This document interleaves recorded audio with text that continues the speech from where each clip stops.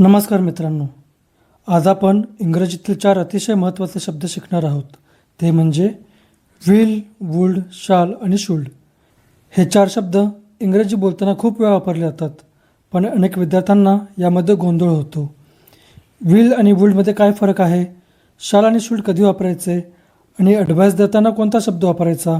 आजचा हा व्हिडिओ पाहिल्यानंतर हे 4ही शब्द तुम्हाला अगदी सोप्या पद्धतीने समजतील. चला आजच्या व्हिडिओला सुरुवात करूया. सर्वप्रथम विल, वुल्ड, शाल आणि शुल्ड यांना मॉडेल वर्ब्स म्हणतात आणि एक गोल्डन रूल लक्षात ठेवा. या 4 शब्दांनंतर नेहमी वर्बची फर्स्ट फॉर्म वापरायची.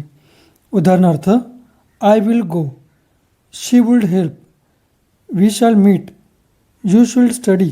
या सर्व वाक्यांमध्ये गो, हेल्प, मीट आणि स्टडी ही वर्बची फर्स्ट फॉर्म आहे. हा नियम लक्षात ठेवा.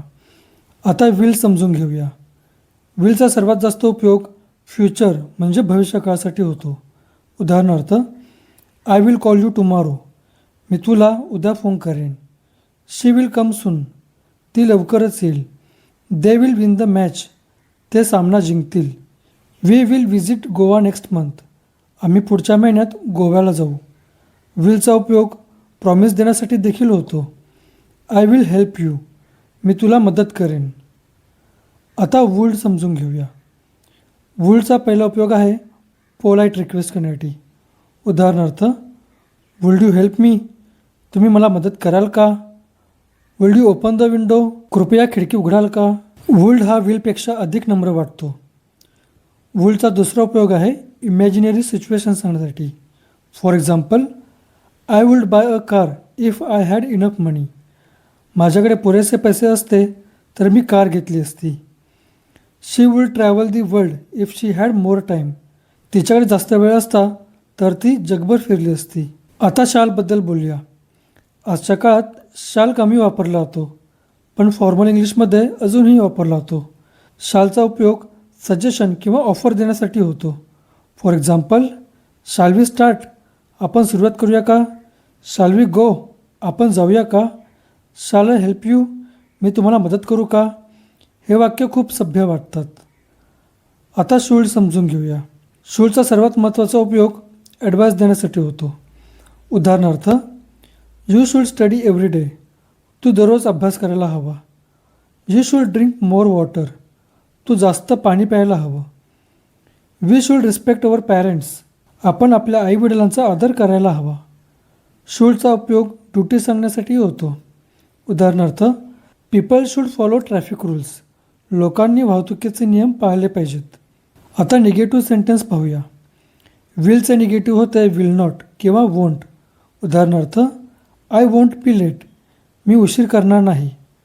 वुल्डचे निगेटिव्ह होते वुल्ड नॉट किंवा वुडंट. उदाहरणार्थ, ही वुडंट लिसन, त्याने ऐकलं नसतं.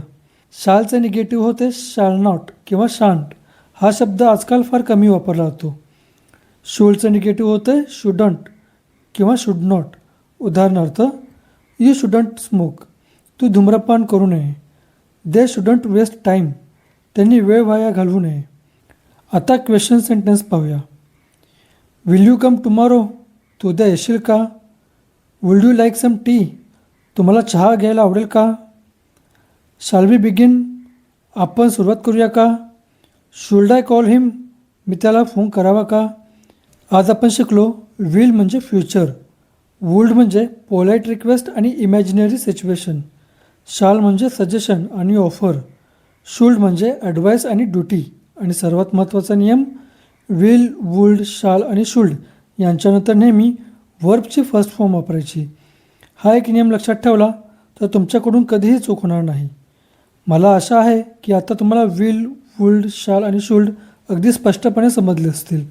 जर हा व्हिडिओ तुम्हाला उपयुक्त वाटला असेल तर लाईक करा, तुमच्या मित्रांसोबत शेअर करा आणि स्पीक या चॅनलला सबस्क्राईब करायला विसरू नका.